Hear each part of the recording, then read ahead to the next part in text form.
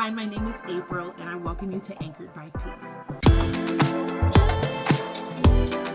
I created this forum for the purpose of providing you as an audience some usable tools on communicating effectively. I'm a licensed marriage and family therapist, and I'm within the state of California. And one thing that I've discovered in working with individuals, couples, with families, that the main issue, it really centers around communication. And so I wanted to design a series to really just share with you the same principles I've applied in working with clients.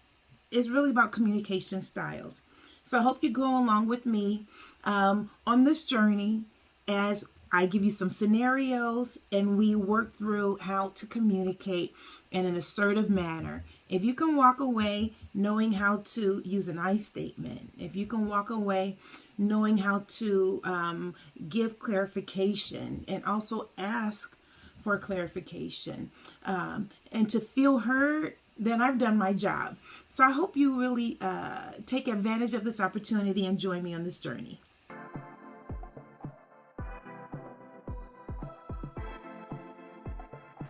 Hi, and welcome back to Anchored by Peace. My name is April.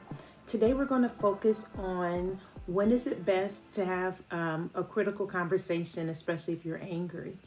In my previous video, I briefly talked about the anger scale on a scale of 1 to 10. 1, 2, 3, 4, 5, 6, 7, 8, 9, 10.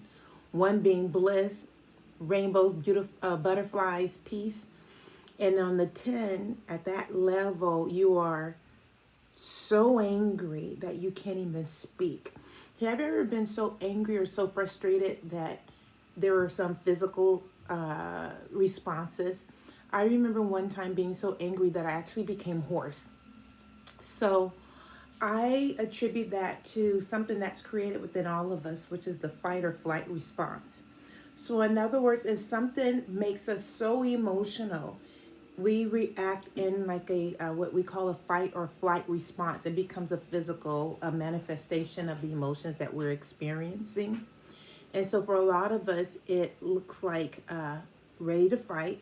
So either that can be physical or verbal assault, or it can also be imploding, just shutting down, stonewalling. It also can be and the other opposite side of it is running away by shutting down just out of fear of what may be said or the emotions that are going on, how to articulate it. You're just so upset or so frustrated that you can't even articulate what you need. So that's on the high end of the scale, right? But there's still 9, 8, 7, 6, 5, 4, 3, 2, 1.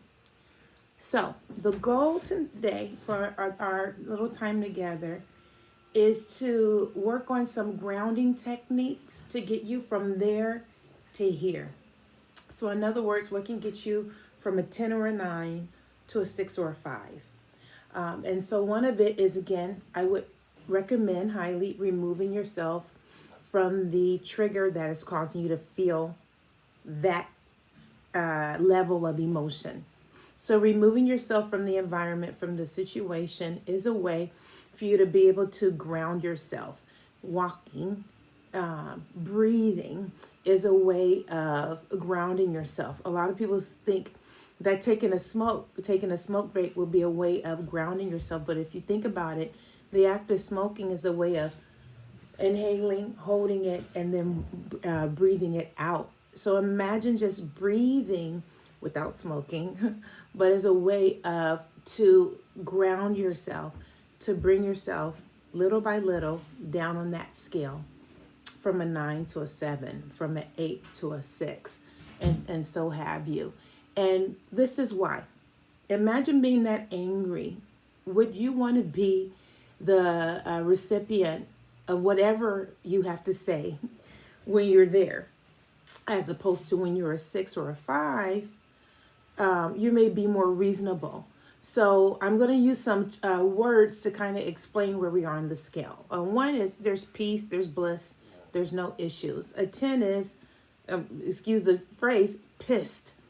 so angry, right, that you're just seeing red.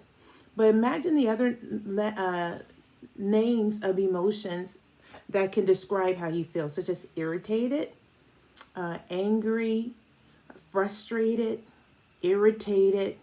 So when you say those words, that's probably going to be anywhere else on the scale that may not describe it being a high emotion, such as anger, right? So when you're irritated, you're probably more likely to be able to articulate what you need and to express why you're feeling the way you're feeling.